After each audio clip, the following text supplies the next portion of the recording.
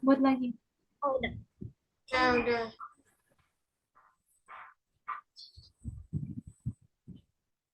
Mulai aja ya. Assalamualaikum warahmatullahi wabarakatuh semuanya anak-anak. Waalaikumsalam, Ibu. Waalaikumsalam warahmatullahi wabarakatuh, Bu. Bagaimana kabarnya di siang hari ini semuanya? Alhamdulillah baik, Bu. Senang ya rasanya Ibu bisa bertemu dengan kalian semua. Walaupun kita hanya bertemu secara online dan tidak secara langsung. Setidaknya kita bertemu untuk pertama kalinya di Perum ini. Nah, sebelumnya di sini sudah ada yang pernah melihat Ibu atau berpapasan dengan Ibu di lingkungan sekolah? Belum pernah, Bu. Belum, Bu. Oke, baik. Izinkan Ibu untuk memperkenalkan diri Ibu kepada kalian. Sebelumnya, perkenalkan nama Ibu adalah Opita Desti, di mana Ibu di sini sebagai guru BK baru atau guru BK pengganti yang menggantikan guru BK lama, dikarenakan guru BK lama tersebut dipindah tugaskan oleh kepala sekolah. Kalian bisa memanggil Ibu dengan sebutan Ibu Opita, itu terserah kalian ya. Nah, ada yang tahu nggak inti kedatangan Ibu ke Perum kalian ini? Belum tahu, Bu.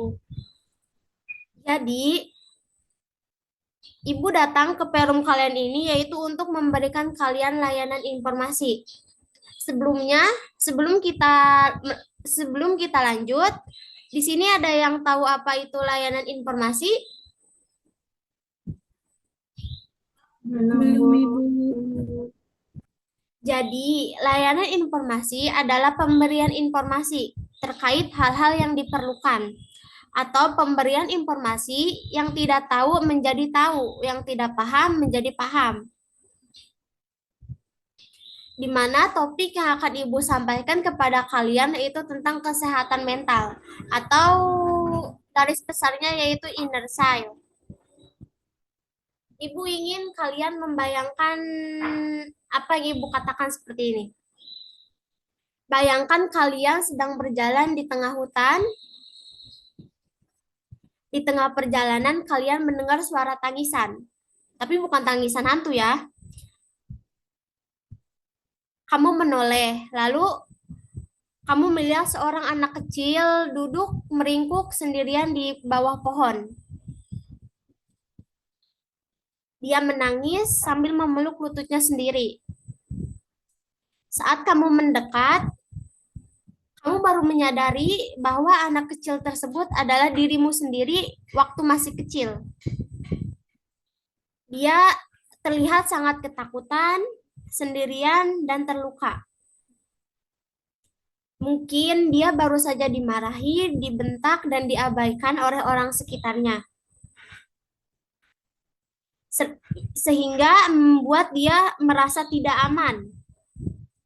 Lalu kalian berjongkok di hadapannya dan mencoba menyapanya dengan suara lembut. Tapi dia ragu-ragu karena dia terlalu sering diabaikan dan merasa tidak didengar. Ketika kamu mulai berbicara, kamu memberitahu dia bahwa kamu sekarang sudah beranjak lebih dewasa, lebih memahami apa artinya dunia. Dan kamu memberitahu bahwa maksud dari kedatangan kamu di sini yaitu untuk melindunginya, untuk mendengarkannya dan menenangkannya. Perlahan-lahan dia mulai mempercayaimu dan kamu mulai memahami betapa banyak luka yang pernah kamu simpan di dalam dirimu sendiri. Tapi kamu tidak benar-benar sadari itu. Nah, inner child itu seperti anak kecil tersebut. Ia tidak hilang, tapi hanya tersembunyi di dalam diri kita. Dan selama kita tidak mengakuinya, ia akan terus menangis dan diam melalui reaksi-reaksi kita. atau reaksi-reaksi kita yang berlebihan seperti rasa takut ditinggalkan, rasa takut yang sulit dijelaskan, dan kebutuhan untuk selalu diterima. Tapi saat kita mulai mendekatinya dengan kasih sayang, kita bisa mulai menyembuhkan luka-luka tersebut satu persatu, lalu memulai hidup yang lebih utuh. Nah, di mana dengan Ibu memberikan materi inner child kepada kalian, ini bisa bermanfaat untuk diri kita sendiri, yaitu agar kita lebih tahu dan paham dengan diri kita, serta bertujuan untuk membuat kita memahami, mendengar, dan mengendalikan diri kita sendiri.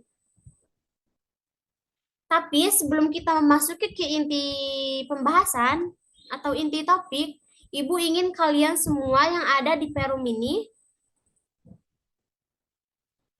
cermat, mendengarkan, dan berpartisipasi aktif bersama Ibu.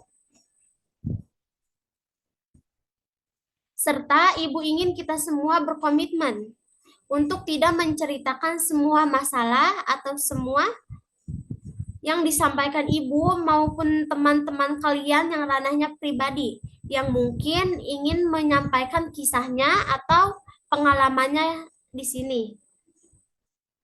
Dan sebelum itu, Ibu juga ingin kita semua berdoa, terlebih dahulu sesuai ketentuan dan agama masing-masing. Berdoa dimulai.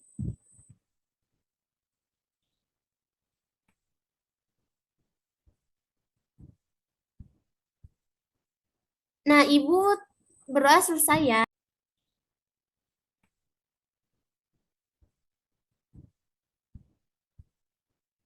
Nah, Ibu berdoa selesai ya. Nah, Ibu tadi sudah meminta tolong kepada Anissa untuk men-share screen materi Ibu. Sudah bisa, Anissa?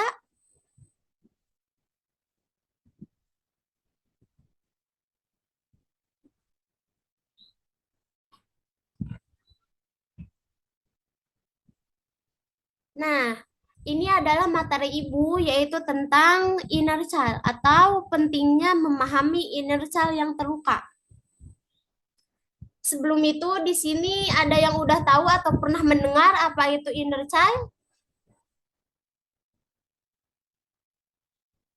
Belum, Ibu. Boleh bergulir?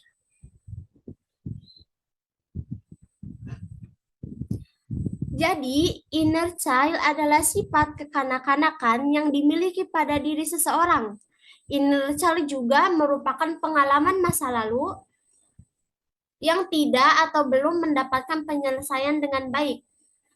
Tapi sebagian orang dewasa bisa memiliki berbagai macam kondisi inner child yang dihasilkan oleh pengalaman positif dan pengalaman negatif yang dialami pada masa itu.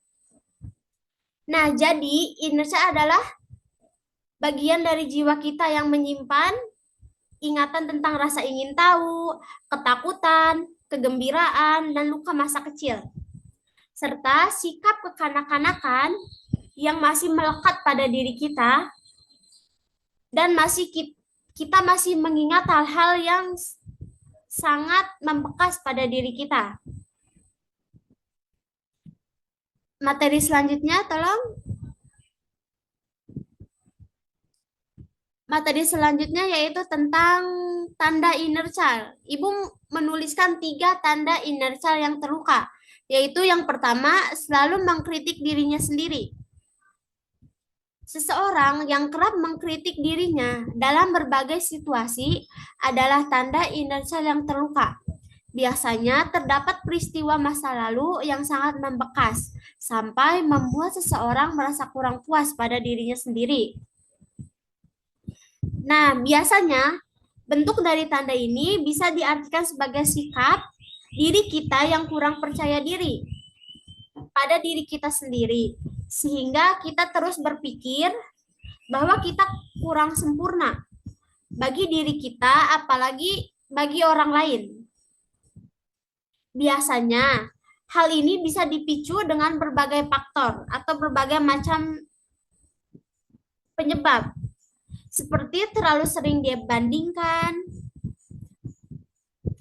terlalu sering mendapatkan penolakan dan pengabaian, serta kurangnya dukungan emosional.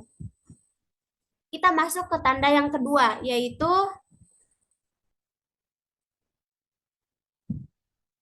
selalu merasa malu saat harus mengungkapkan perasaannya sendiri. Nah, di sini ada yang selalu merasa malu tidak untuk mengungkapkan perasaannya, entah ke teman, saudara, maupun di depan kaca deh.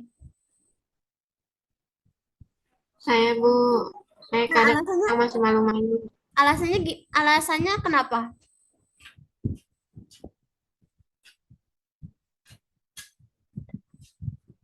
Nah, jadi selalu Oh, malu merasa, aja. ya, Nggak tahu, Bu. Saya malu aja gitu kalau ngomong. jelaskan ya. Jadi selalu merasa malu saat harus mengungkapkan perasaannya sendiri. Jadi nih, setiap orang itu kan memiliki rasa kepercayaan dirinya masing-masing untuk mengungkapkan perasaannya. Namun jika hal ini terus-menerus terjadi, ini mungkin disebabkan oleh peristiwa atau komentar seseorang di masa lalu yang meninggalkan trauma, sehingga membuat seseorang enggan terbuka dengan apa yang ia rasakan. Tanda ini juga bisa diartikan sebagai sikap seseorang yang tidak bisa mengungkapkan perasaannya. Entah sedih, entah senang, entah bingung, entah takut.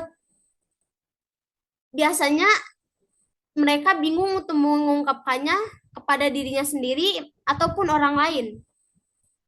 Mungkin penyebabnya bisa membuat dirinya berpikir bahwa untuk mengungkapkan perasaannya, dirinya takut membebani orang lain atau takut mengganggu orang lain. Tanda yang selanjutnya yaitu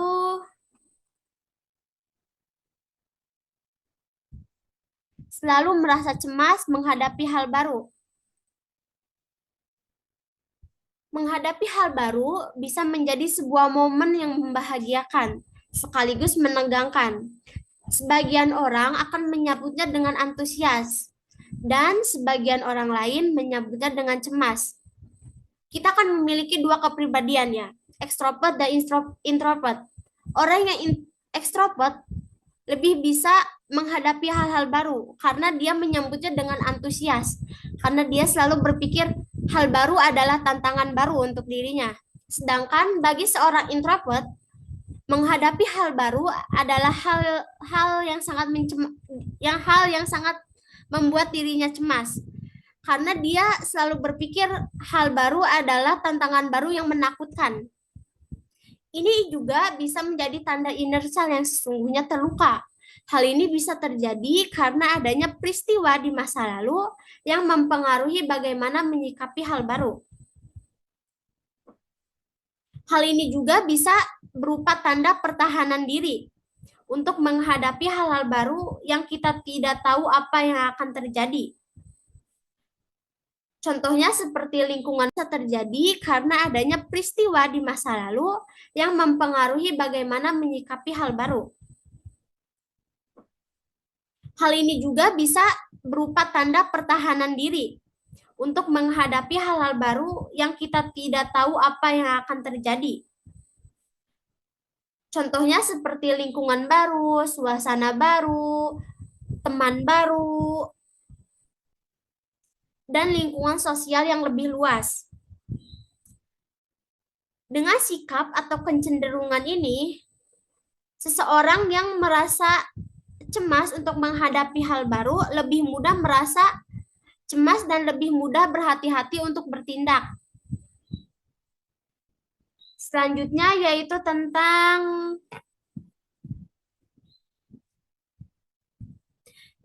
ada 3 penyebab inner child yang terluka. Yang pertama yaitu kekerasan fisik dan psikis. Yang kedua yaitu kehilangan orang tersayang, dan yang terakhir yaitu bullying atau perundungan. Kita masuk ke pembahasan materi yang pertama, yaitu tentang kekerasan fisik dan psikis. Kekerasan fisik dan psikis adalah bentuk dari kekerasan yang berperan penting pada trauma yang dimiliki seseorang. Hal ini dapat berdampak pada bagaimana seseorang untuk berperilaku.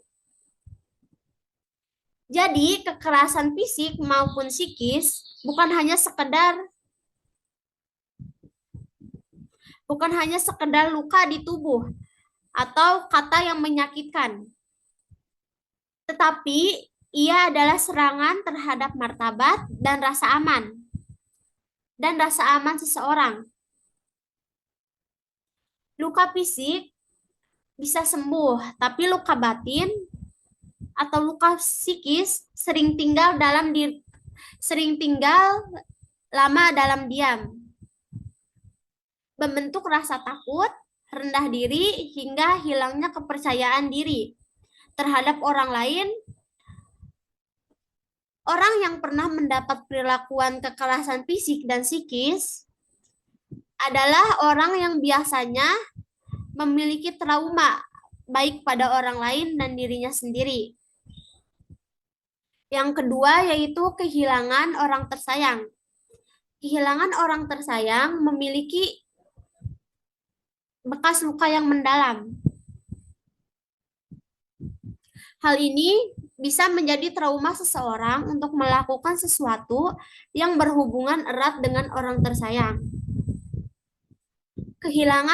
Maksud dari kehilangan di sini bukan hanya perpisahan selamanya, bisa juga berupa perpisahan dengan orang tersayang, seperti perceraian atau kematian orang tua, dan perasaan ditinggal.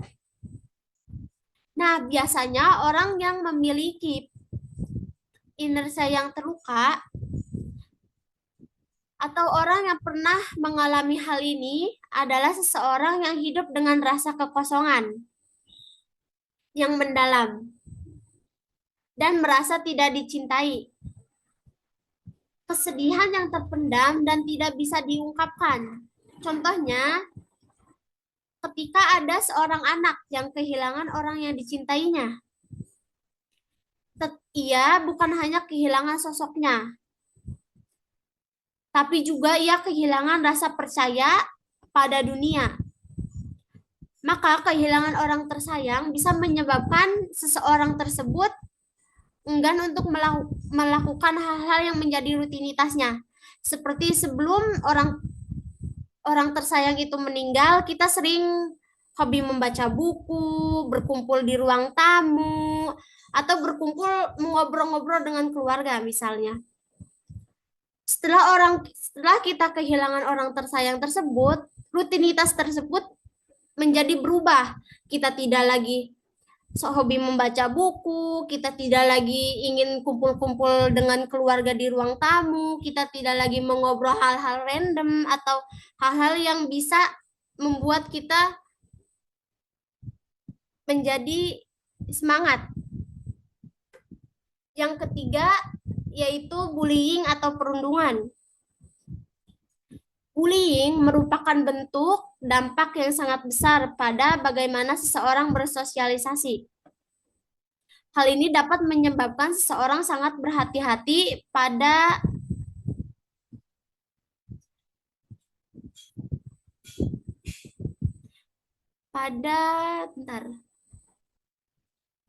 sesuatu hal. Bullying atau perundungan adalah salah satu penyebab utama yang dapat sangat melukai inner child dan membekas hingga dewasa. Luka ini sering tersembunyi, namun dampaknya bisa bertahan lama, mempengaruhi kepercayaan diri, relasi sosial, dan cara seseorang memandang dirinya sendiri. Perundungan bukan hanya permainan anak-anak atau bukan hanya tentang mengejek, tetapi ia adalah kekerasan yang menggores jiwa. Inersia juga atau inersia yang pernah dibully butuh diajak bicara, didengar, dan diyakini bahwa hinaan yang pernah dia dengar bukanlah kebenarannya. Yang selanjutnya yaitu tentang dampak inner child yang diabaikan atau yang terluka. Inner child yang diabaikan dapat memberikan dampak negatif. Inner child adalah bagian pada diri sendiri yang secara tidak sadar membentuk diri dalam kehidupan. Inner child juga sumber kekuatan yang berperan besar dalam perkembangan seseorang. Jika inner child terus-menerus diabaikan, hal ini bisa berpotensi membuat seseorang melakukan perbuatan destruktif, seperti mudah emosi dan berteriak, memusuhi dirinya sendiri, dan tidak percaya pada dirinya sendiri. Ada beberapa dampak inner child. Yang pertama,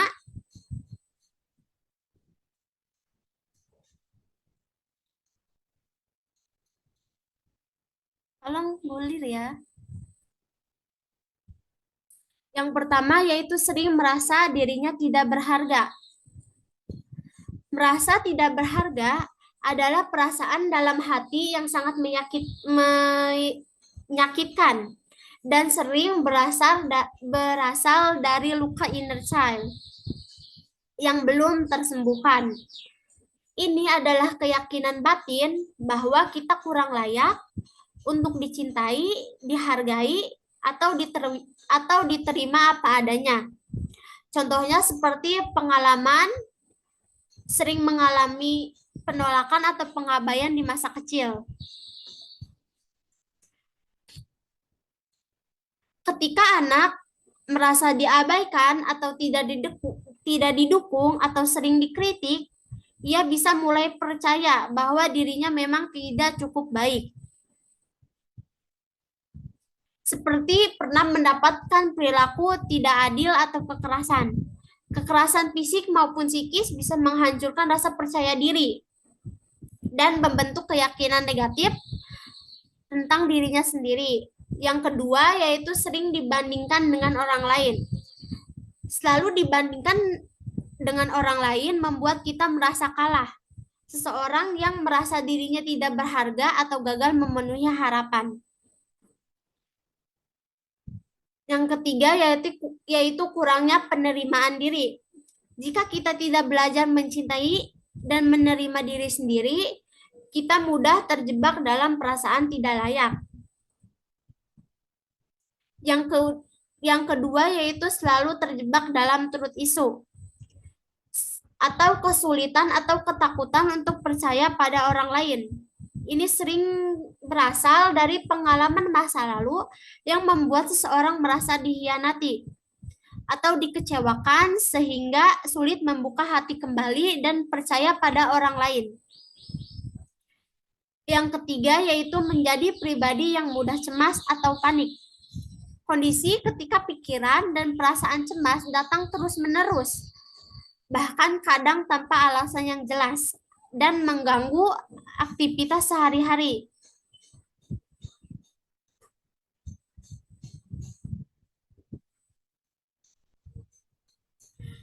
Penyebab sering cemas berlebihan yaitu bisa trauma atau luka emosional di masa lalu. Inner child yang terluka bisa membuat kita takut untuk menghadapi situasi tertentu. Yang kedua yaitu tekanan hidup atau stres yang menumpuk. Seperti tuntutan pekerjaan atau hubungan atau masalah pribadi yang belum terselesaikan. Yang ketiga yaitu pola pikir negatif dan perfeksionisme. Selalu merasa harus sempurna dan takut gagal. Yang terakhir yaitu kurang istirahat atau gaya hidup yang tidak sehat. Seperti kurang tidur, pola makan buruk, atau minim olahraga juga bisa memicu kecemasan berlebihan. Dampak yang keempat yaitu terlalu takut akan penolakan.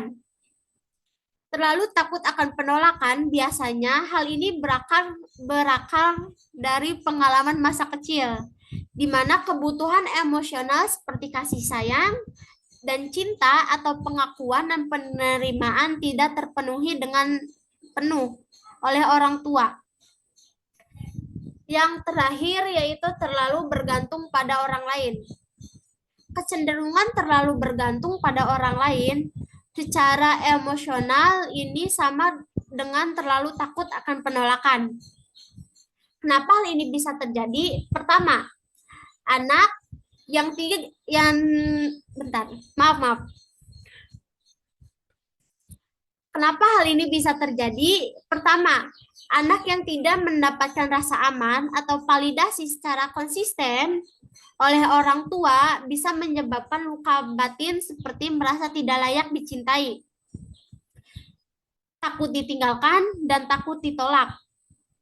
Nah, ketika anak tersebut tumbuh dewasa, ia akan cenderung mencari orang lain untuk menyelamatkan atau memenuhi kebutuhan emosionalnya, serta membutuhkan orang untuk selalu memvalidasi dia dari luar. Setelah menyebabkan anak tersebut mudah merasa ditolak walaupun sebenarnya tidak ditolak.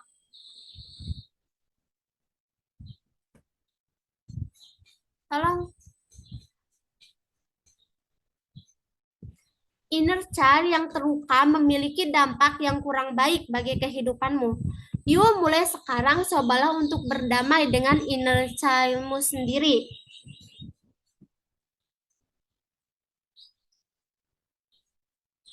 Nah, dari pemberian materi atau pemberian materi dari ibu telah selesai. Sebelumnya, ibu ingin mengetahui apakah kalian semua cermat dan serius atau tidak. Jadi ibu ingin bertanya. Nah, jadi pemberian dari ibu telah selesai. Sebelum itu, ibu ingin mengetahui apakah kalian semua mencermati dengan serius atau tidak. Jadi ibu ingin bertanya kepada Julia Amanda. Tolong pertanyaannya.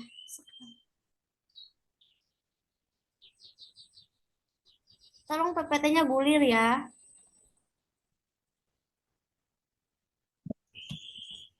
Lagi.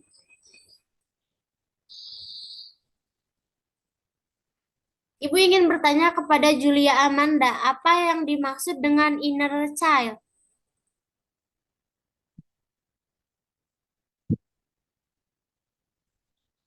Julia Amanda? Baik, Bu. Jadi, singkatnya inner child itu ya sifat kekanak-kanakan dari diri seorang individu, Bu. Kurang lebih gitu. Oke, baik. Terima kasih Julia Amanda. Lalu Ibu ingin bertanya kepada Kansa Azahra.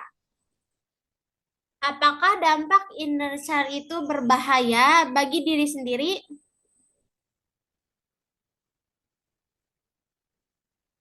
Berbahaya, Ibu. Karena apa? Karena dapat menyebabkan apa?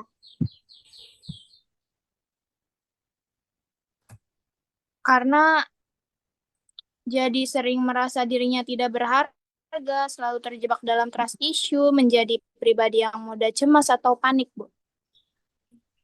Lalu Ibu ingin bertanya kepada Euprasia. Sebutkan dampak dari inner child yang terluka.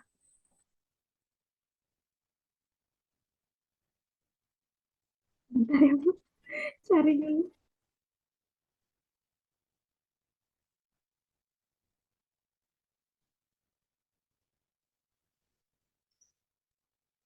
Euprasia?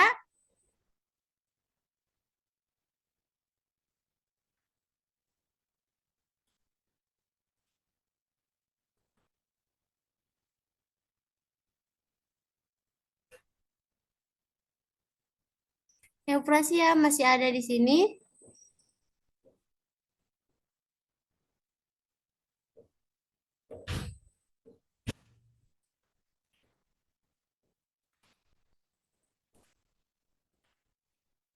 Oke, kita tanya kepada Anissa, apa itu dampak dari inner child yang terluka? Sebutkan dampak dari inner child yang terluka.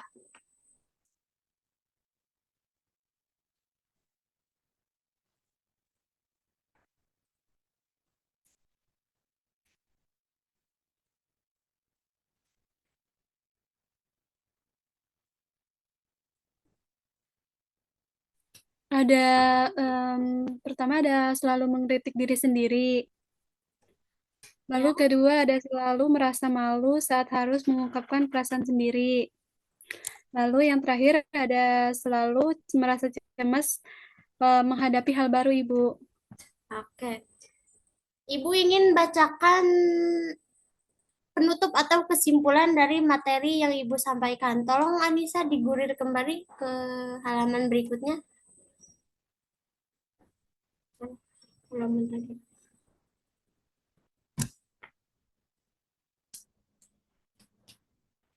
Tolong ke kesimpulan ya. Ke kesimpulan.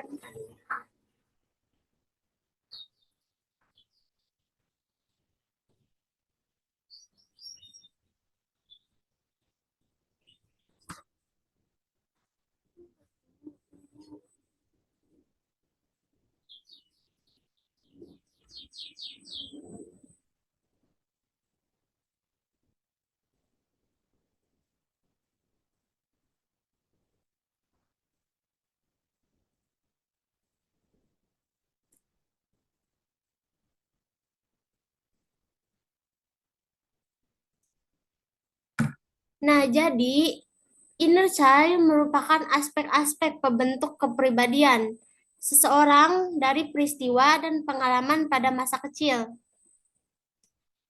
Inner child juga bisa berupa bagian kepribadian yang berperilaku seperti anak kecil atau sisi kekanak-kanakan yang masih melekat pada individu seseorang. Inersia juga berupa pengalaman di masa lalu yang belum mendapatkan penyelesaian dengan baik sehingga menimbulkan keinginan terpendam akan sesuatu. Nah, jadi pemberian materi dari Ibu hari ini cukup sampai di sini. Ibu harap apa yang Ibu sampaikan kepada kalian semua bisa membuat kalian semua tahu apa pentingnya menjaga inner child. Dan semoga pembahasan dari Ibu ini dapat membantu kalian semua.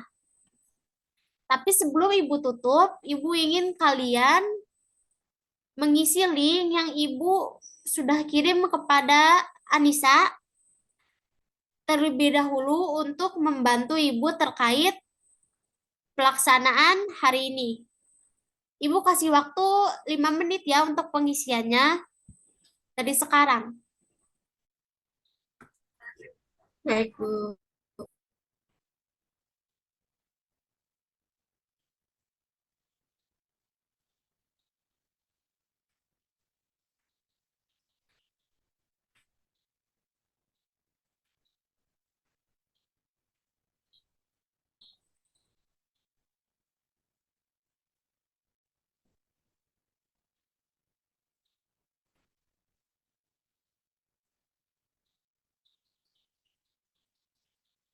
Sudah?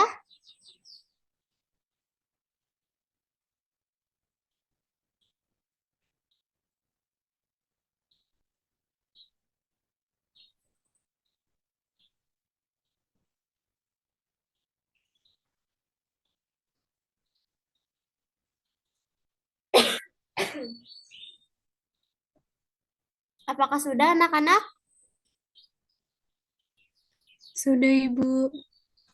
Nah, jadi untuk pertemuan hari ini Ibu tutup sampai di sini. Semoga kita bisa bertemu di lain waktu untuk membahas hal-hal yang bisa membantu kalian di masa depan juga ya. Ibu tutup dan Ibu tinggalkan Zoom meeting hari ini ya. Selamat siang semuanya. Terima kasih. Siang, Baik, Ibu. Bu. Terima kasih, Bu. kembali.